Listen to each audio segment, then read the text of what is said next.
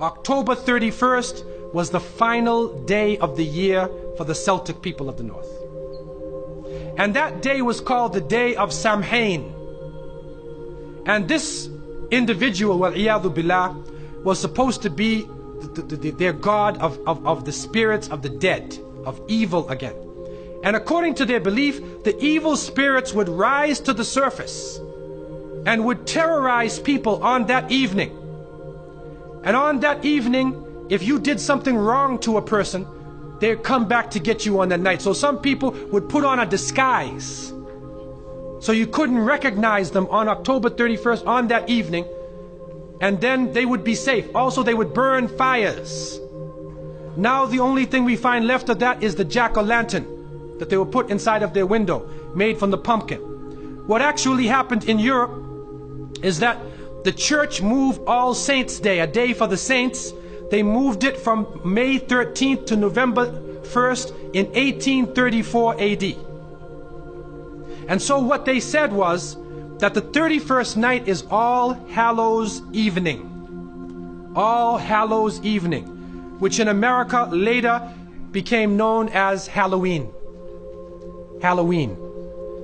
And they depict the forces of evil. What is happening now is that the children put on disguises. They dress as little devils, little witches, as goblins, vampires, anything evil, and they go out. And now with the new American way, they do trick-or-treat. And they come to your house asking for food. And some Muslims, they send their little children and they're in little disguises. How are you going to dress and go out there? As little devils, little shayateen. And so to send a Muslim child out to trick-or-treat is a demeaning, lowering thing. You're asking them to beg people for food. Then they're dressed up as a way that they're not. Then when the candies and things come in the bag, how do you know what it is they actually gave you? Is it halal?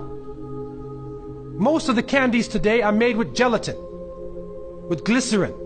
They're made with pork products. And what is also happening is that there are some evil, wicked-minded people who are attacking children on that night. And there are literally groups of Satanists who are capturing children, sacrificing the child on that evening of Samhain, supposedly to get more spiritual power. It's happening right now.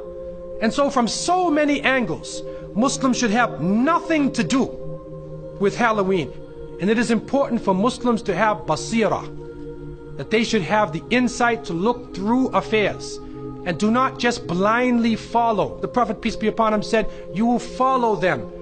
You will follow the people who came before you inch by inch, foot by foot. Even if they crawl into the hole of a lizard, you crawl inside there with them.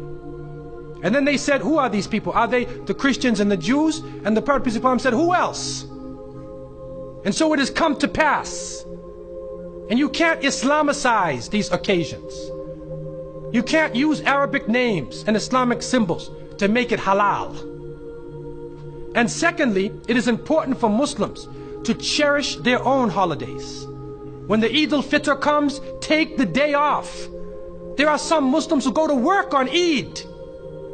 They go to Eid prayer and they go to work. So what happens to your children? They don't have a chance to relax and enjoy themselves. Organize an activity. Bring their families together. Eat together. Do things together. Remember Allah subhanahu wa ta'ala together. Make it a happy occasion for them. They will remember their Eids. Eid al-Fitr, Eid al-Adha. If they don't, then they get involved in Christmas, in Easter, in Halloween, where even in the Christian tradition now, it is confusing. And many of the Christians now, Seventh-day Adventists, Jehovah's Witnesses, and many people are taking a stand. And they're saying, we do not want to follow the pagan religion.